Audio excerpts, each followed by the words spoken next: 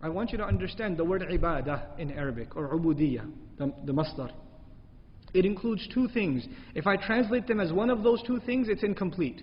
It's a limitation of English as opposed to classical Arabic. Classical Arabic combines many concepts at the same time.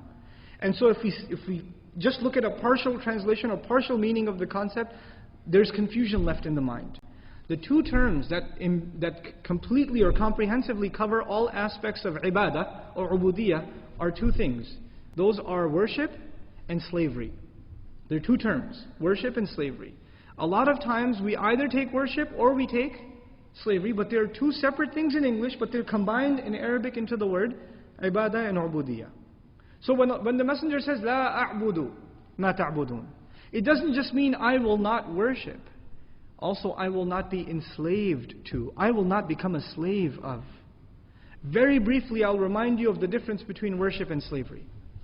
When Maghrib happened, we worshipped Allah. When Isha comes up, we will worship Allah. But in between the prayers, what are we? Slaves of Allah. When you're sleeping, you're not worshipping, but you're still a slave.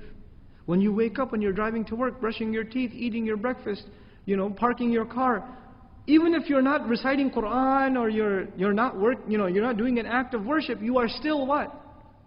A slave. In other words, worship is specific acts.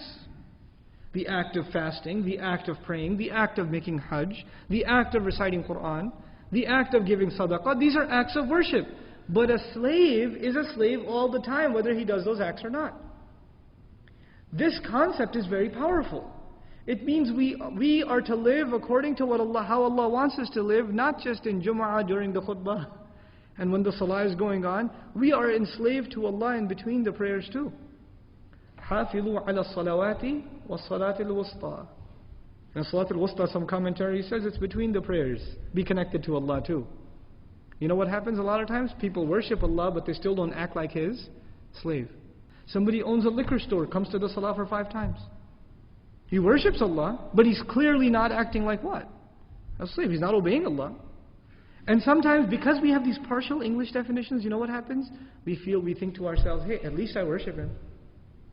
At least I worship Him, so my job is done. No, you worshipped Him, but you're still not an abd of Allah. Worship is one part, slavery is the other. Ibadah includes both.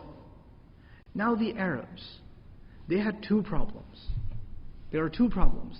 They refused to worship Allah, but you know what the bigger problem is? They refused to be Allah's slaves. There are 2 problems in this surah. We have to make those problems distinct. When they refuse to bow down only to Allah and get rid of all the idols, what is that a problem of? Worship or slavery? That's a problem of worship. But when they refuse to give the orphan, when they refuse to not kill the baby girl, when they refuse to not feed the poor, when they refuse to not give justice, when they refuse to kill without having right to do so, when they abuse the slave, when they do all of these things, what are they refusing to do? They're refusing to act like Allah's slaves. Being Allah's slave includes you worship Him and you act like His slave. 2 things. So now understand the ayah. La aAAbudu ma taAAbudoon. La aAAbudu, I will not be enslaved to, and I will not worship what you have been worshipping. Now we have to understand, Allah, in this ayah, the messenger is being told to talk about what they worship and what they are slaves of. So what is it that they worship, and what is it that they're slaves of? They're worshippers of idols, false gods. And they are slaves of their own desires. 2 things. They worship the idols, and they are slaves of their own selves, their own hawa, their own nafs. And the messenger says, I refuse to worship your idols, and I refuse to be enslaved to my own desires. I refuse both of those things. I'm never going to. Now, the mushrikun said, he's been rejecting our religion for a decade now almost. Let's give him a compromise, maybe the future. Makkah has become pretty tense, Always this confrontation between the Muslims and the kuffar. Let's make a compromise, life will become better.